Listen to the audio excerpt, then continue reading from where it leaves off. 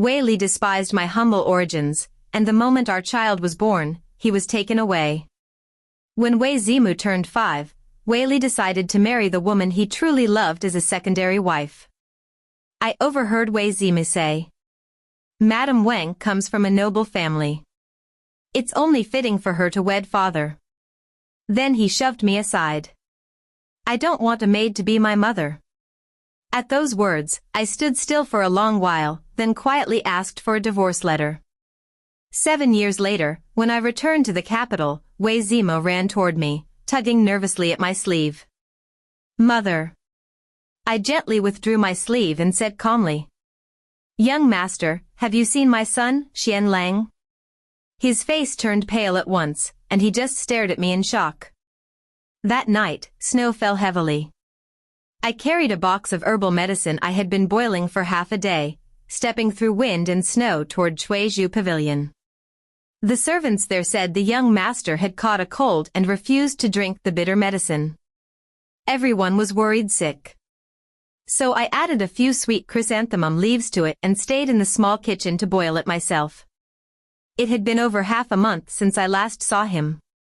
Since birth, he had been taken away to be raised by the old madam, far from where I lived. They didn't want me to see him often, only allowing me to visit once a month. The day I gave birth, he was carried away immediately. I, still weak and bleeding, knelt before Wei Li, begging him not to take my child. But he didn't waver, just coldly said, "With your background and education, do you think you're fit to raise him?" Song Yuan, he added, "Parents who truly love their children must think of the long term. Would you be so cruel as to ruin his future?" The Wei family had been a prestigious clan for generations. Wei Li, the legitimate eldest son, held great power and was admired by countless noble ladies. His son, born to such a lineage, was destined to be noble, flawless, the model of his kind. I looked down at the tiny red face of the newborn wrapped in cloth, and slowly let go. That release lasted 5 years. At first, I often sneaked to Chuizhu Pavilion just to catch a glimpse of him. He was still an infant then, sleeping peacefully in his cradle. I looked at his fair little face, not daring to touch him, afraid I might wake him. Later, when he began to walk, Wei Li hung a scented pouch I had embroidered around his neck.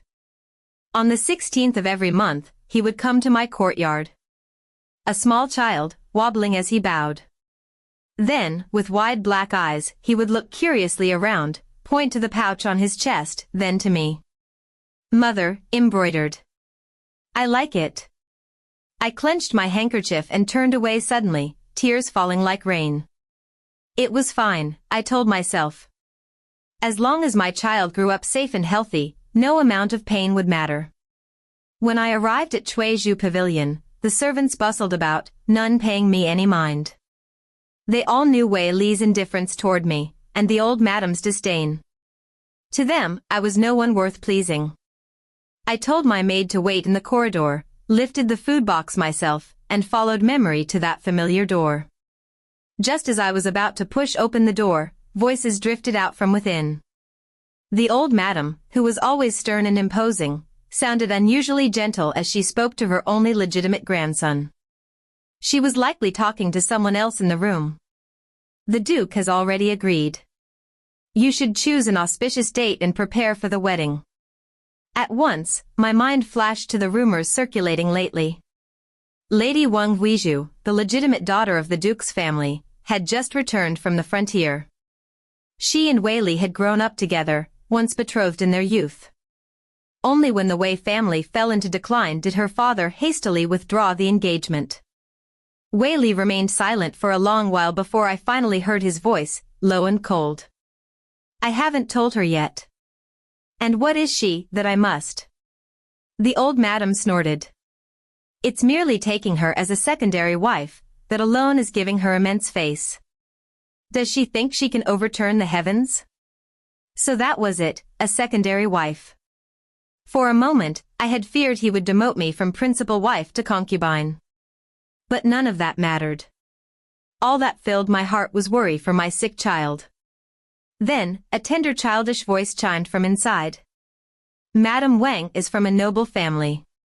It's best that she marries father and becomes my mother. As if to persuade his father, the boy added hoarsely. Aunt Huizhu treats me very well. Zimu likes her. I stood there silently, letting the wind and snow bite into my skin. The food box dug deep into my wrist, yet I didn't notice. Only when drops of something hot and stinging fell onto the back of my hand did I realize I was crying. I wiped away the tears, straightened my back, and firmly pushed open the door. Inside, the scene burned itself into my mind. The old madam sat by the bed, one arm around Wei Zimu, while Wei Li stood tall nearby.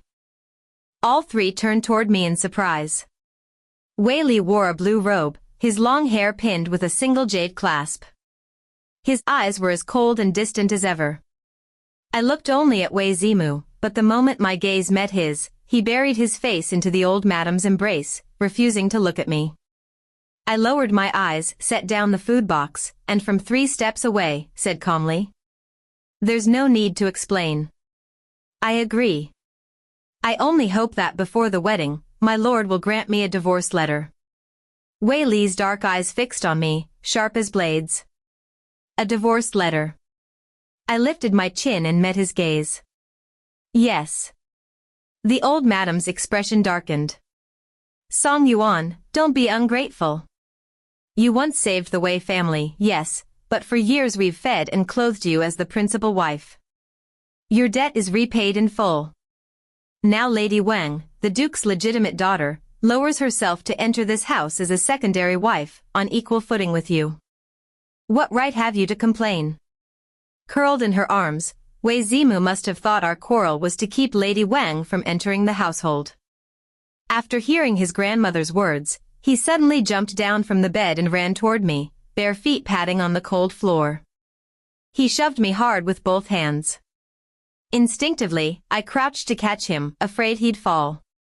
His small body crashed into me, and I fell heavily to the ground. I looked up in shock. His eyes were red, his little face twisted with anger as he shouted. I don't want you as my mother. What right does a lowly maid have to be my mother?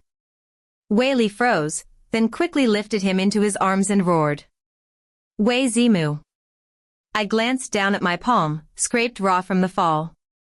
When I rose to my feet, I caught a faint smile tugging at the old madam's lips. What was there to be dissatisfied about? I had none. Wei Li could take wives or concubines as he pleased, I bore no resentment. Even if he stripped me of my title and made me a servant in this house, I wouldn't mind. The only joy I had ever known here was the child I carried 10 long months to bring into the world. When I bore him, I nearly died, bleeding, writhing in agony for 2 days and nights before he took his first breath. I had endured humiliation, ridicule, and isolation in the shadowed corners of this mansion, content just to see him each day. But now, that very child, the one I had nearly died to bring into this world, had become the sharpest blade, driving straight into my heart. At 4 years old, he had already been taught what was noble and what was base, what was high and what was low. So, he despised me, the mother of lowly birth who shamed him merely by existing. Perhaps I had simply refused to see it sooner. Wei Zimu had long been drifting away from me. Once, he used to cling to me, waiting eagerly each month for the 16th, when he was allowed to visit. That day, he'd come running, hiding sweets in his sleeve to offer me with pride. But gradually, he began to avoid those days. By the time the 16th came around, he would be too busy, studying, practicing swordsmanship. I could never figure out why. So I shamelessly went again and again, sometimes only to glimpse him from afar, yet each time, a maid would soon appear to tell me that the young master had too many lessons to meet the lady. When he occasionally agreed to see me, I'd lift a handkerchief to wipe his face, but he would instinctively flinch away. At first, I thought it was simply because he was growing up, developing his own thoughts and pride. But no, he was disgusted by me. And Wei Li was right, I had once been a servant of the Wei household. Years ago, the entire Wei family was falsely accused of treason. Everyone was imprisoned, no one spared. On the day the estate was seized, I happened to be outside. When I returned, the constables told me the young master of the Wei family had been thrown into a mass grave, left to die. I stood hesitating before the gate, torn between fear and resolve, until a memory surfaced, the day I was first sold into the Wei household. I was 12 then. Because of a trivial matter while tending the garden, the steward took issue with me. That day, he deliberately made things difficult, ordering me to kneel and lick the mud off his boots. I knew what he wanted, to force me into his bed. I refused. So he decided to punish me publicly. Just as I was about to kneel, a 14-year-old boy drew his bow and fired, an arrow grazing the steward's head. Bold beyond belief. I didn't know there were servants in this house who dare abuse others under its name. That was the first time I saw Wei Li.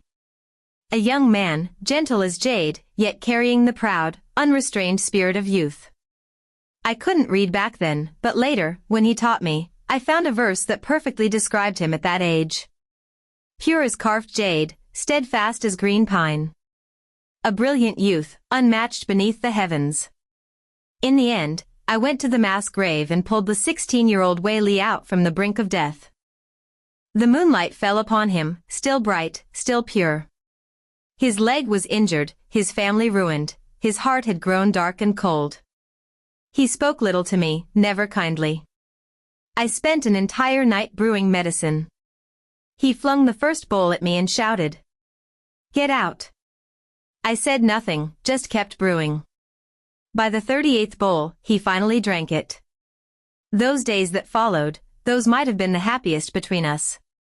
To feed him, I worked wherever I could, selling wine, tofu, woven baskets, learning every trade that could earn a few coins.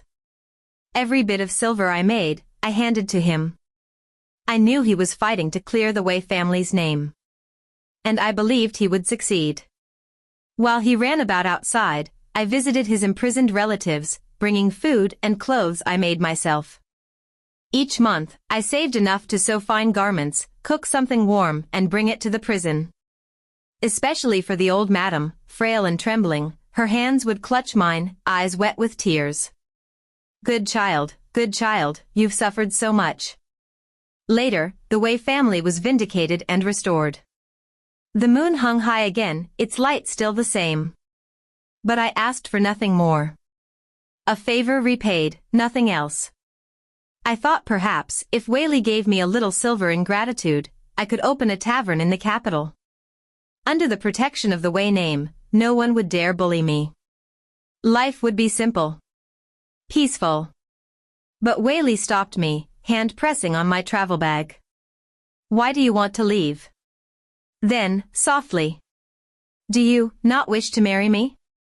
I froze, waving my hands in panic. "Someone like me isn't worthy of you, young master." He held my hand and smiled, a smile bright as dawn breaking through clouds. "If I like you, then you are worthy." Who could resist the moonlight of youth? And at that moment, he promised, if I only nodded, that moonlight would belong to me alone. So I nodded. Yet I never expected. That affection alone could not sustain a marriage built within the high walls of nobility. After the wedding, Wei Li finally saw what I truly was to him. A burden. A reminder of shame. Everyone else had noble in-laws, wielded power in court. Only he had married a servant. As the years passed, like faded. And what replaced it was unworthy. Unworthy.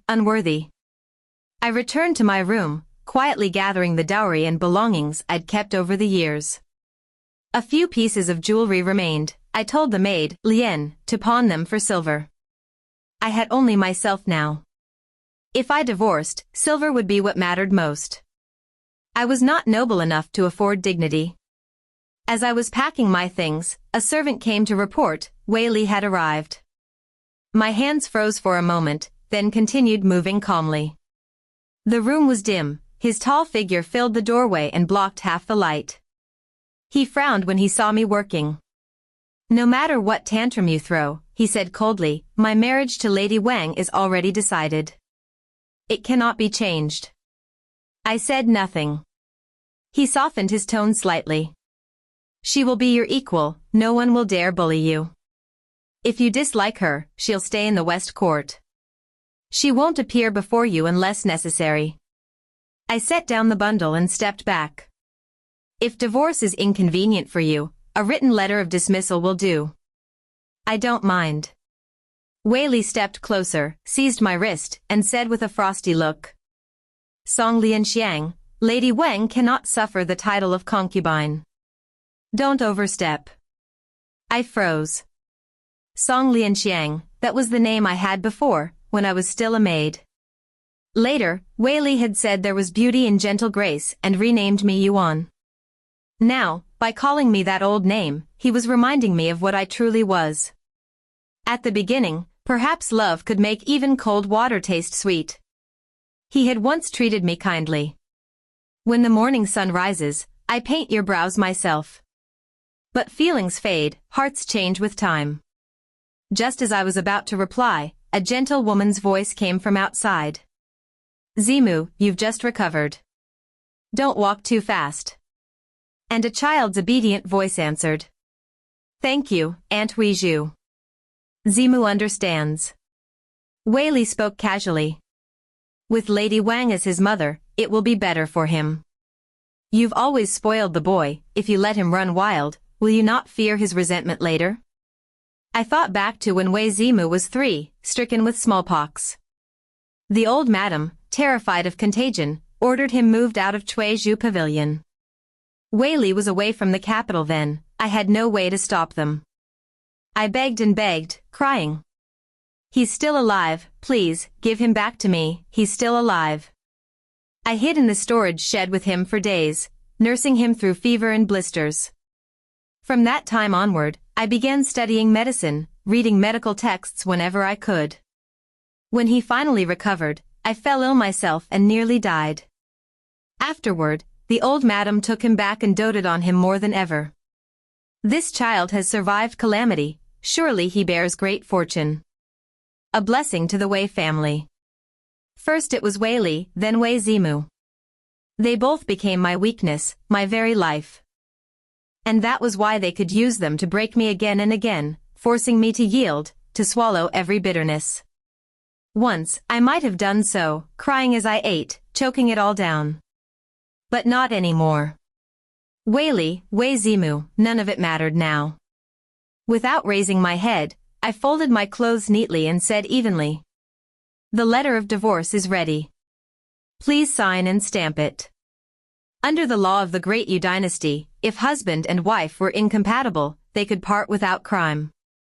Both parties needed only to sign or mark the document as proof. Wei Li glanced at the letter on the table. Before leaving, he said coldly. Have you considered this? Once you step outside that gate, returning will be harder than reaching the heavens. I didn't look up. In my heart, I was already counting, 2 more days, and I could be gone. Wei Li stepped out of the courtyard and came face to face with the boy. Father. Wei Zimu saluted. His face was pale, his health still weak. His brows were fine and clear, like mine, promising handsome grace in the years to come. Wei Li lowered his gaze. Go speak with your mother. Perhaps, he thought, seeing the child would soften me. Wei Zimu looked toward the inner courtyard, then back behind him. Aunt Huizhu seldom visits. Grandmother says I must be polite. She's about to leave, and I wish to see her off. Wei Li frowned. You can speak with your mother any time. He waved his hand dismissively and walked on.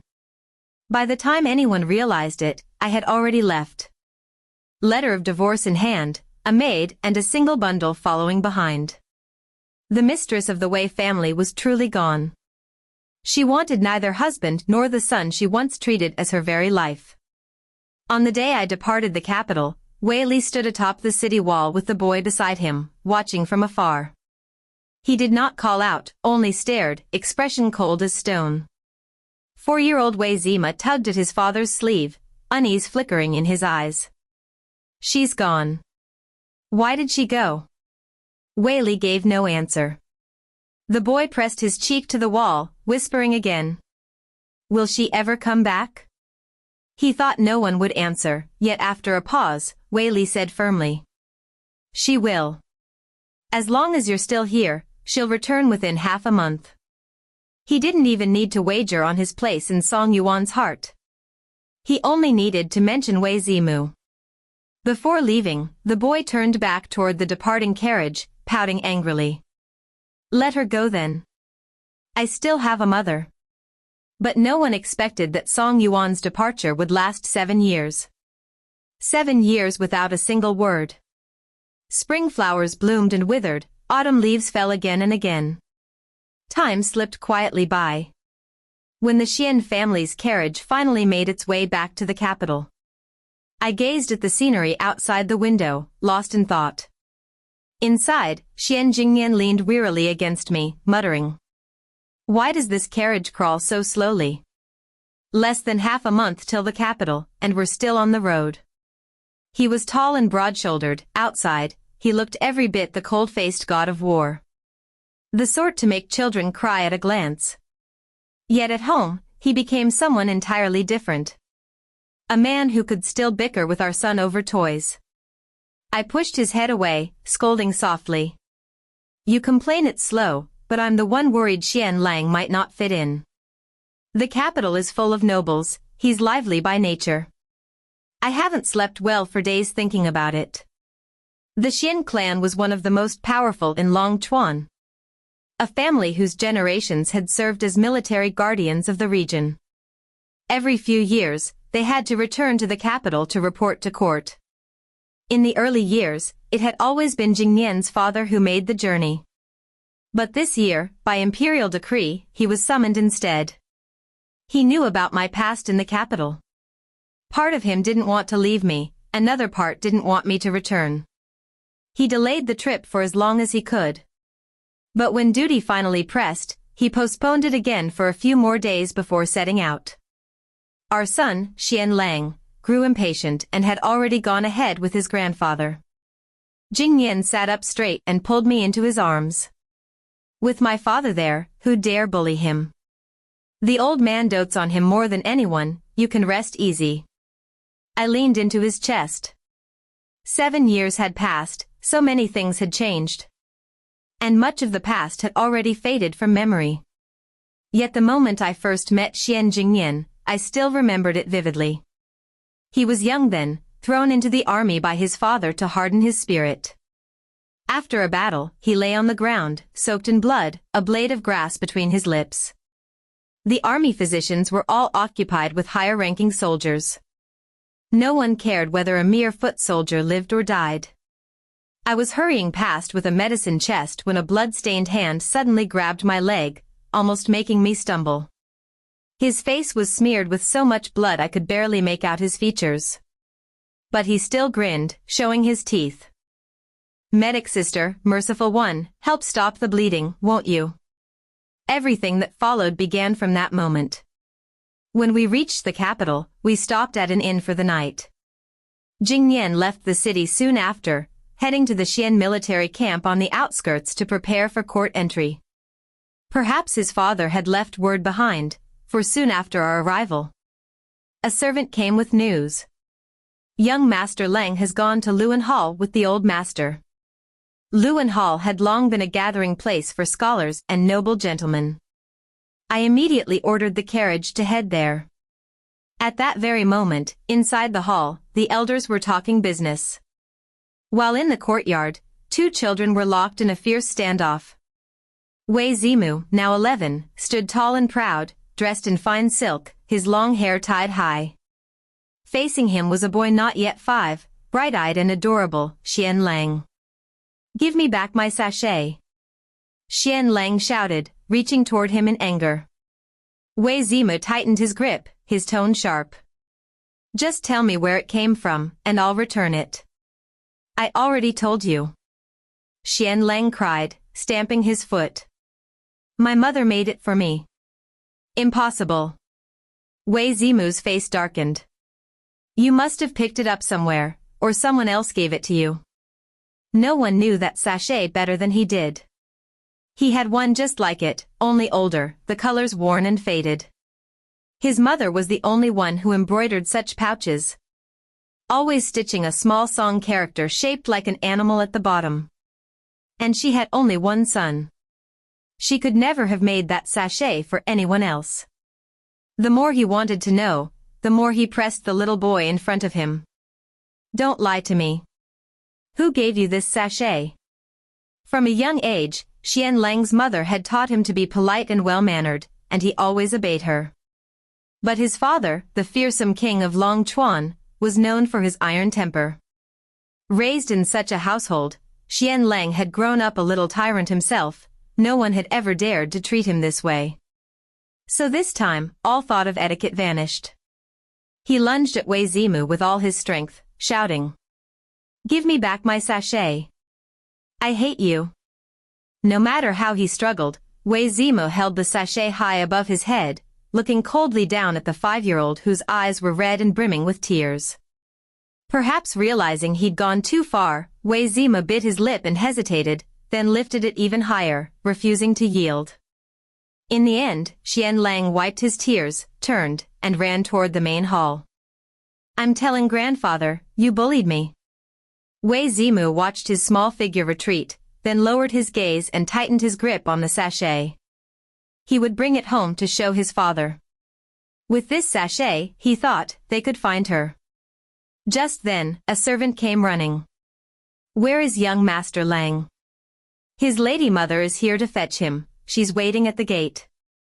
At the words lady mother, Wei Zimu froze. After a long pause, he pointed toward the hall to direct the servant, then walked quietly toward the courtyard entrance.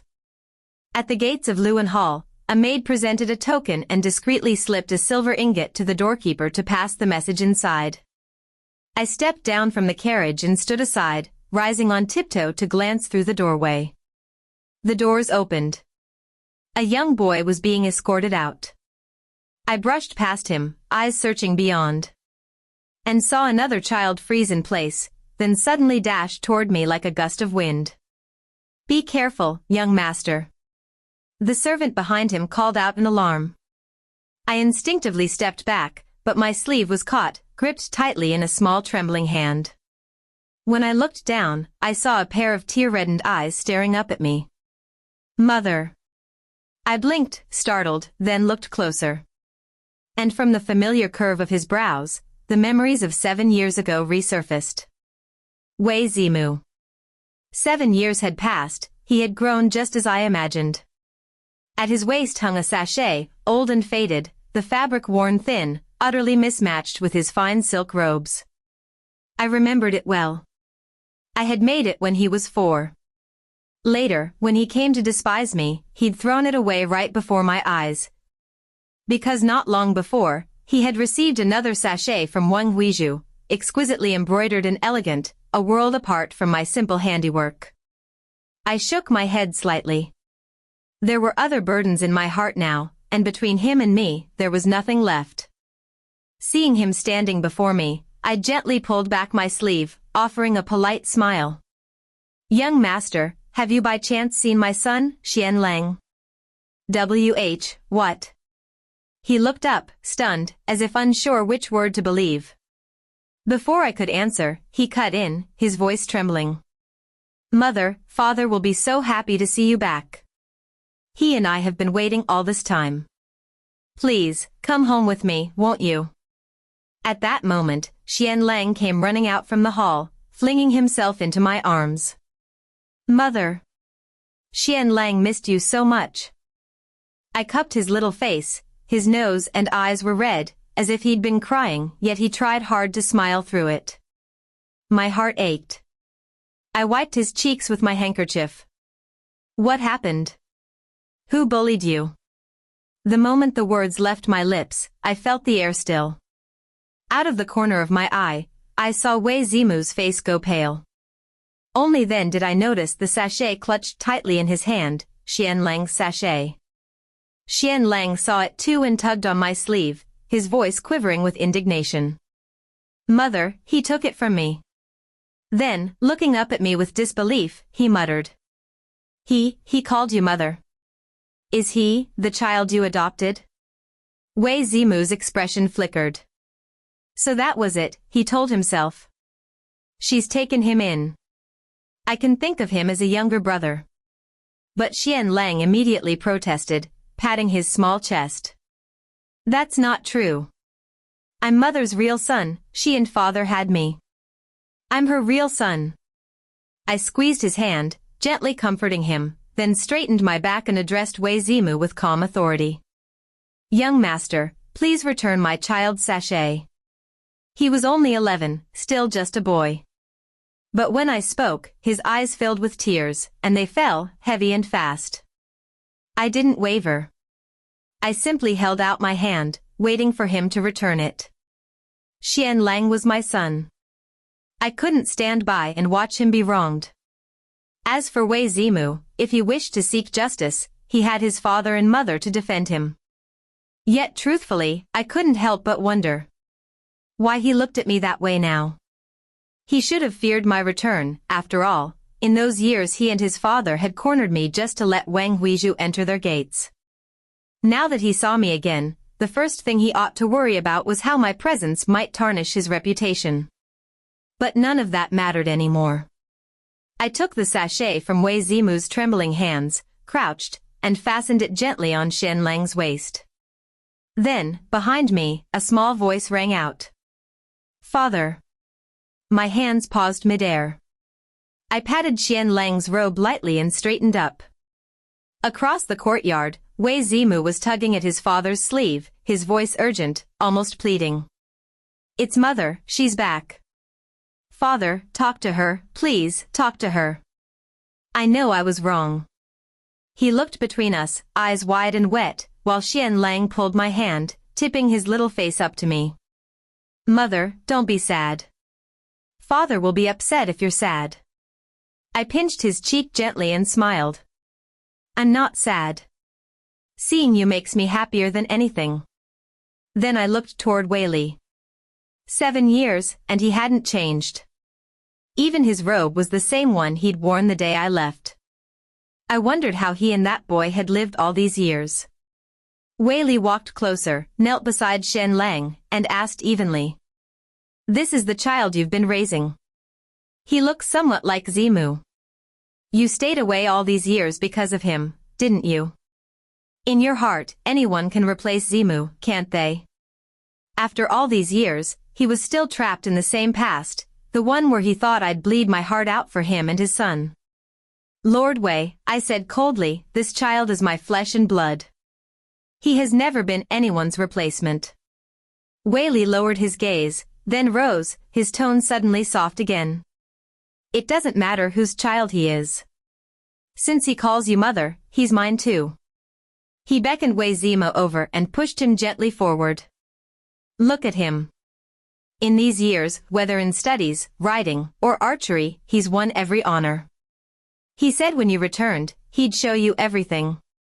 He hasn't gone astray. Wei Zimu lifted his head, eyes full of hope. I didn't respond. Instead, I carefully lifted Xian Lang into the carriage and told him to sit quietly. Then I turned back to Wei Li.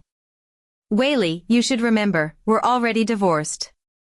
Divorced, yes, he said, his voice smooth, but if you wish, it can be undone. I've already arranged a good match for you. The left censor's household will take you as their adopted daughter. Once that's done, no one will dare speak against you again. Something in his calm tone unsettled me. There was a faint edge of madness hidden beneath it. I didn't reply. I turned, stepped into the carriage.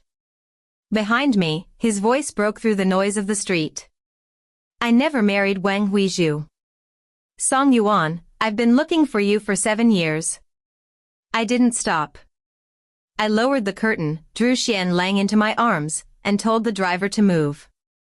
Wei Zimu stood frozen, watching the carriage grow smaller and smaller. He clutched at his father's sleeve, voice hoarse with desperation. She's gone. She's gone again. Why didn't you stop her? He lifted his tear-streaked face, half sorrow, half accusation.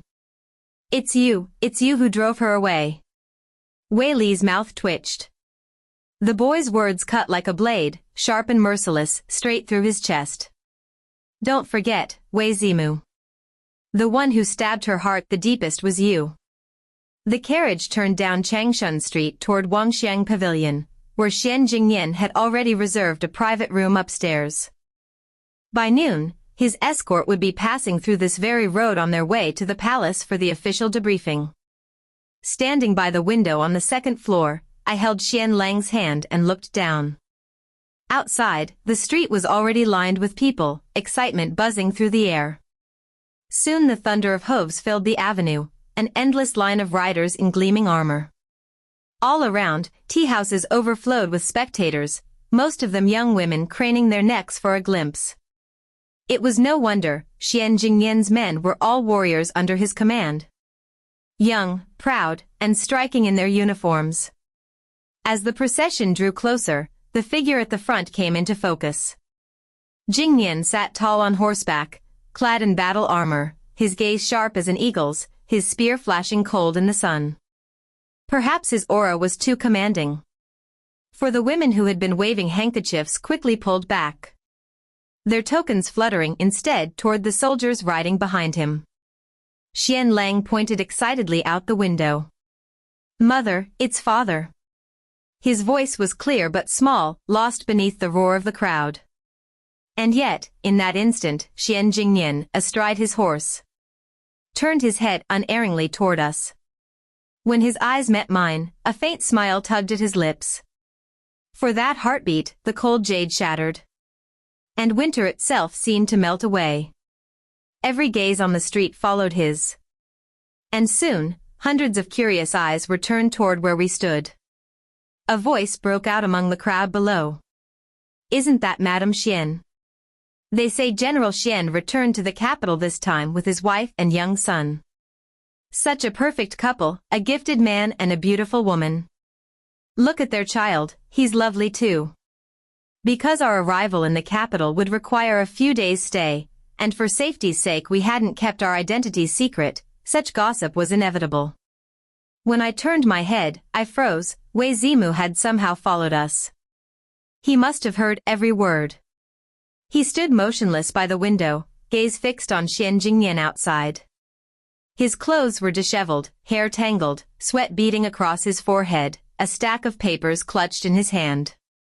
He tore his eyes from the window and looked at me, his expression dark and shadowed. As I passed him, he grabbed my sleeve. "Mother." I was silent for a long moment before answering evenly. "Many years ago, I ceased to be your mother." "Mother."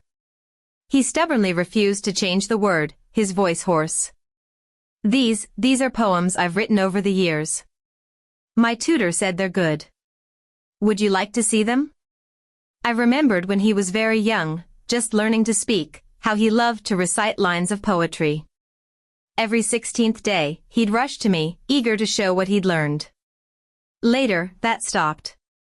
When I asked him about it, he'd say coldly, "Do you even understand the meaning of these verses? If it were Huizhu, forget it, it's useless telling you." Of course I understood. Because he was ashamed of me, afraid others would mock him. In those years, I studied everything I could, but I could never measure up. I didn't take the papers from his hand. "Go home," I said softly. "Don't let your family worry." Xian Lang hadn't let go of me this whole time. He was still small, yet he understood far too much. It was my fault that he was afraid, so afraid that even in feverish dreams he murmured, "Xian Lang doesn't want an older brother."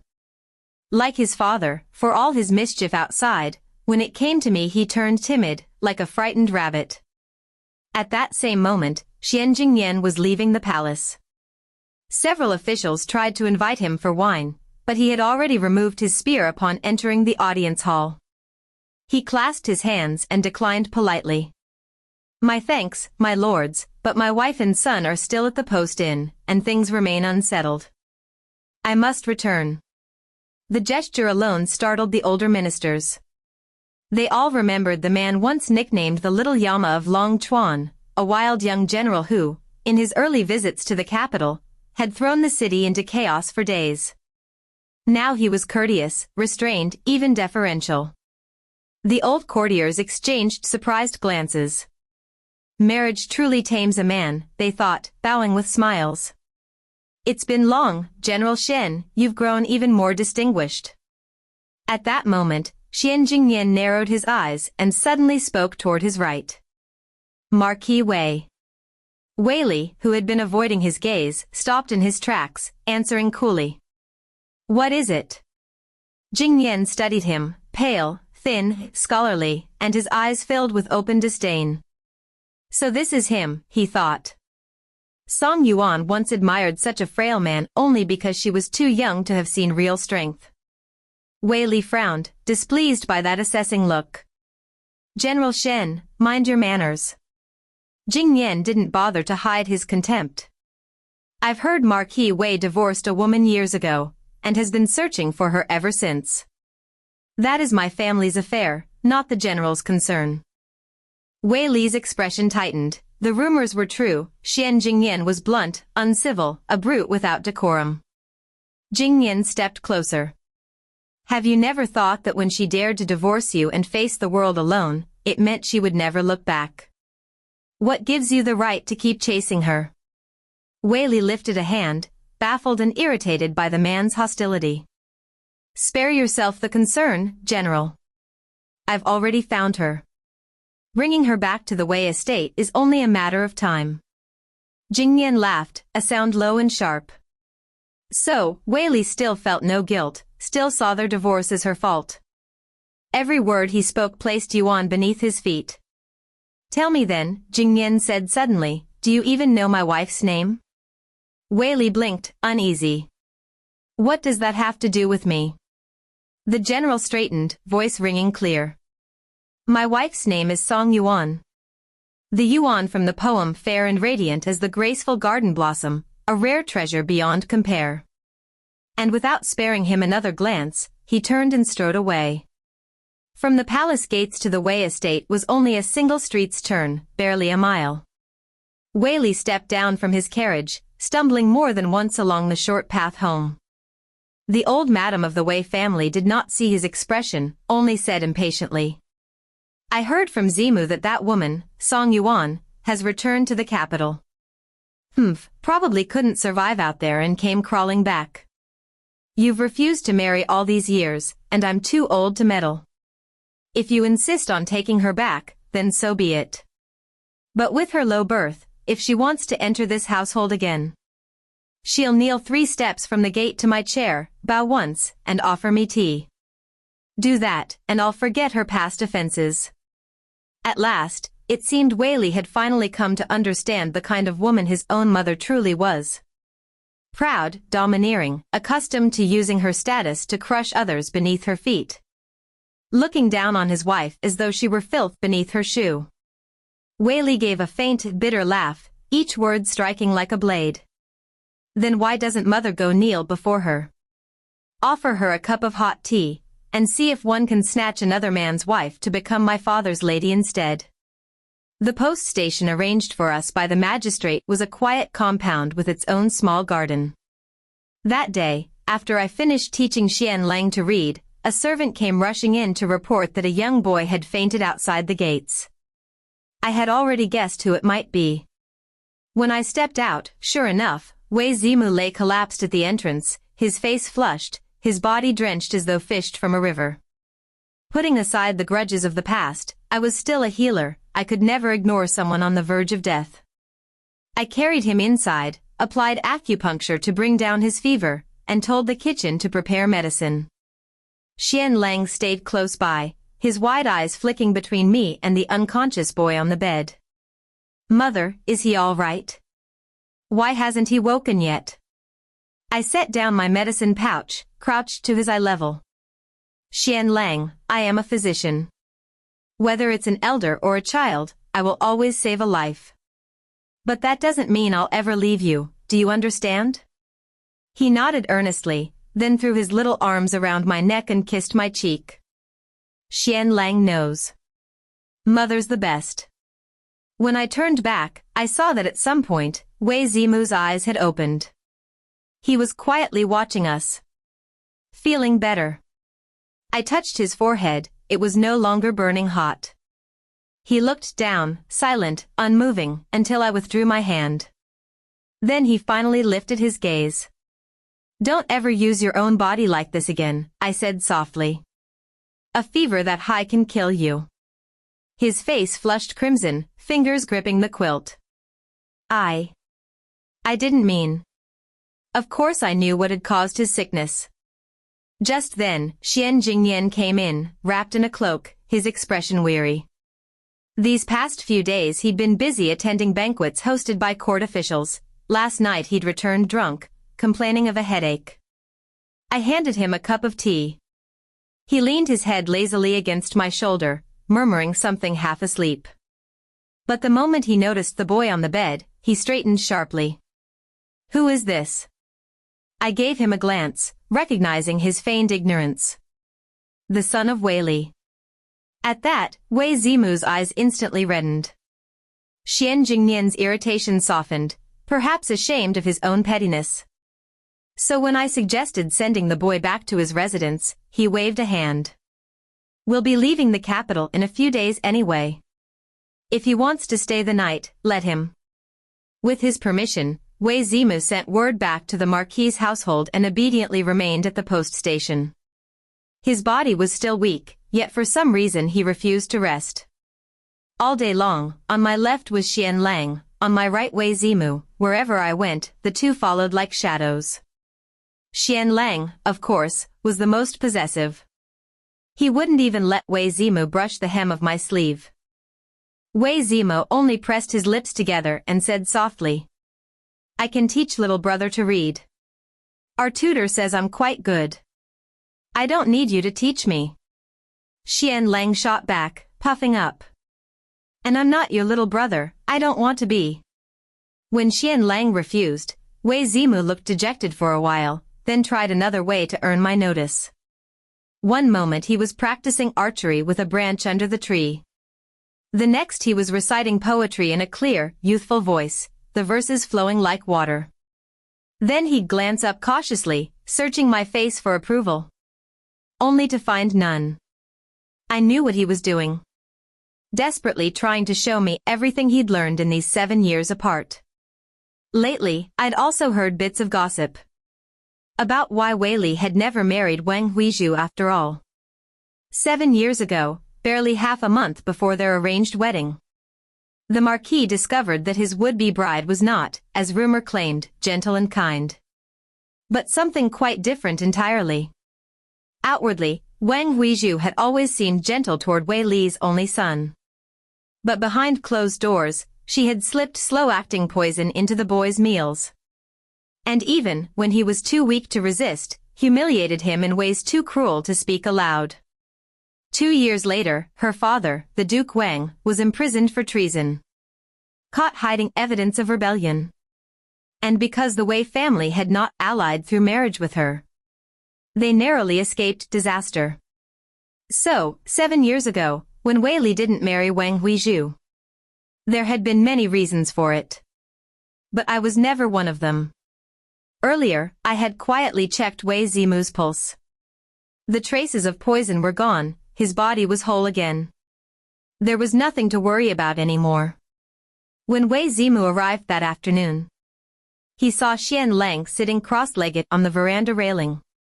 The maids who were supposed to watch him nowhere in sight. Without meaning to, he stepped closer. Wanting to talk, to ask about mother. At that age, when he had been as small as Xian Lang, I had doted on him too. No matter how willful, how cold he'd been, I would always return, never leaving, always blaming myself for not loving him enough. But Xian Lang had no patience for him.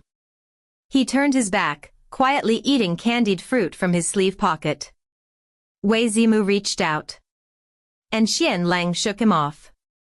They struggled for a heartbeat. Then suddenly, Xian Lang slipped. His small body tumbled over the edge into the lake below. The boy flailed in panic, splashing, screaming for help. Wei Zimu froze. And for one dark instant, a terrible thought flashed through his mind. If there were no Xian Lang, mother might. He caught himself immediately, shaking his head hard. And in the next breath, he shouted for help and leapt into the water. He could swim. Within moments, he had pulled Xian Lang to the shore. Soon after, the commotion drew a crowd. When I heard his voice shouting, my heart clenched. I ran.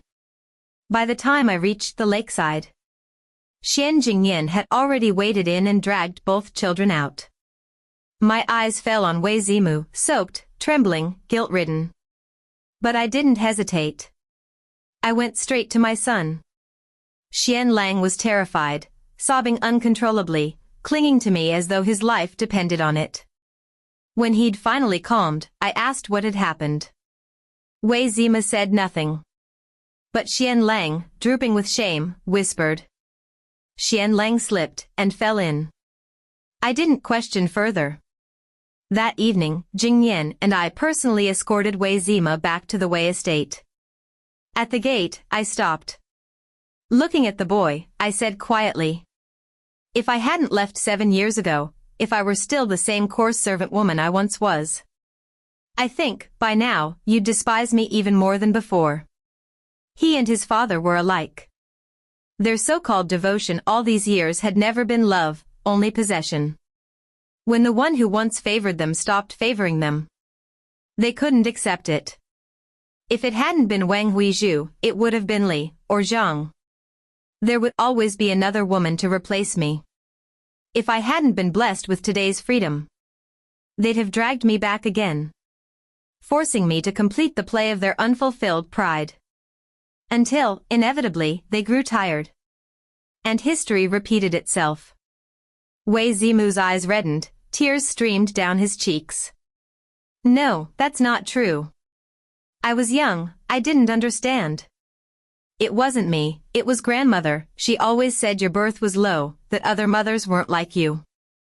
I only wanted a mother from a noble house, I never wanted you to leave. I was wrong, mother, I was wrong. Please forgive me. I looked at him and said. There's no forgiveness to speak of. 7 years ago, I never blamed you. But from that day on, I stopped liking you. Whatever bond there was between us as mother and child, it's gone. A Wei carriage had arrived at the gate. Go, I said softly. He burst into tears, clinging to my robe, unwilling to move. Wei Li stepped down from the carriage. His gaze cold as winter frost. Let go. His eyes flicked toward my joined hands, mine and Jing Yan's. And his lip curled. Why cling to her? If you've got any courage, die right here in front of her. Let's see if she spares you even a glance. Jing Yan frowned. Wei Li, he's your son. So what? Wei Li's voice was calm, almost careless. A useless boy who can't even keep a woman, what good is he? I took 2 steps forward and struck him, hard, across the face. He staggered, blood smearing the corner of his mouth. That slap, I said coldly, was 7 years overdue. Now, he was filthier, smaller, more despicable than ever. He suddenly seized my wrist, his voice raw with fury. Go on, hit me again. You pity him so much. Then kill me instead, come on. Jing Yan shoved Wei Zimu into the carriage. Then kicked Wei Li square in the chest. Take your son and get out. Wei Li staggered but refused to let go, his hand twisted into my skirt.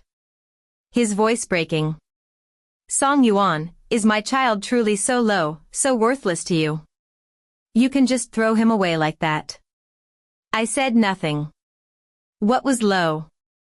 What was worthless? Inside the carriage, Wei Zimu had recovered enough to whisper brokenly. Pleading with his father. I want mother, please, I want mother. Wei Li gave a cold laugh, eyes mocking as they shifted away. And what exactly do you expect me to do? His tone was flat, indifferent. She has a husband, a child. Should I kill them both so you can have her back? Or perhaps, like you, push her child into a lake, so she might pity you once more. Wei Zimu's entire body went cold. His fingers trembled. Even his father could see through that moment of weakness, the impulse that had crossed his mind. If he could see it, then she. He didn't dare think further. When we finally departed for Long Chuan, many officials came to send us off. Xian Lang, still a little boy, had his arms full of gifts and toys from his uncles and elders. He accepted each one politely, bowing and saying thank you. Among the crowd, I caught sight of Wei Zimu. Since that day at Luan Hall, he had never come again. When our eyes met, he turned sharply away. I paused for a moment, then climbed into the carriage. Inside, Xian Jingyan was teasing our son, making him laugh. I looked out the window as the capital grew smaller in the distance. The bustling grandeur of the imperial city slowly faded behind us. I felt no attachment to it. The years I'd spent there had brought nothing but pain. Long Chuan, by contrast, was simple and gentle. Its people honest, its scenery graceful. There, someone waited for me. There, my work as a physician and the life of my child awaited. Long Chuan welcomed me far more warmly than the capital ever had. Side story, Wei Li. Sometimes, Wei Li asked himself, how much did I ever truly love Song Yuan? It seemed he did love her, but not in the way love should be. Perhaps it was the hardship they'd shared. The long days of leaning on each other for survival. That made him mistake dependence for affection. In those bitter years, she had been so young. Eyes bright with tears, whispering again and again. We must live, Wei Li. We must live. He had thought that meant he loved her deeply. Loved her enough to defy rank and status. To insist on marrying her despite every protest. But perhaps he hadn't loved her as he thought. Otherwise, how could he have stood by? Watching her suffer humiliation after humiliation in his household. The second day after their wedding, his mother's maid had come rushing to instruct her in family decorum. Song Yuan had knelt outside the matron's room for 2 full hours. Legs trembling, lips bitten white. He had seen it. But he told himself. She wanted to be a nobleman's wife. Then she must learn what it takes to be one. Without this pain, how can she be worthy of me? But when he saw the blood on her knees later that night, his heart had wavered. He had even wanted to beg his mother to relent. Yet Song Yuan had stopped him, smiling softly beneath the red candlelight. It's fine, she said. I need to learn court etiquette, bookkeeping, poetry and song. Even the art of fragrance. I heard that nobles in the capital enjoy such refinements. When I learn them, I can represent you in public. He had said nothing, because she was right. If she didn't learn, others would mock her ignorance and low birth. But neither of them understood then. That no amount of learning could ever make the capital's elite accept her. Even if they smiled in her presence. They would sneer behind closed doors, laughing with their husbands about the peasant wife of Marquis Wei. Gradually, he stopped caring about her pain. He told himself it was simply what she owed. So when his mother found endless ways to torment her, he merely looked on. That winter, when the old madam caught a chill, she demanded that Song Yuan walk barefoot through the snow to the temple and pray for her recovery. When Song Yuan brewed medicine for her, it was always either too hot or too cold. And still, she bowed her head and brewed it again and again, patiently, without complaint. All those things, everything he once ignored, now weighed upon him, forcing his head low. He had crossed mountains and rivers to reach her again, yet even so, he had once used Wei Zima to threaten her. So what kind of love had that truly been? He had spoken cruel words, claiming it was for their child's sake, telling her she should think as a mother. And upon hearing that, she had stopped struggling.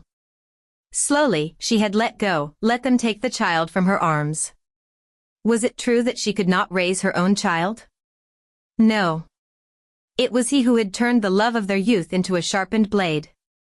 And every time she endured in silence, he grew more used to wielding it.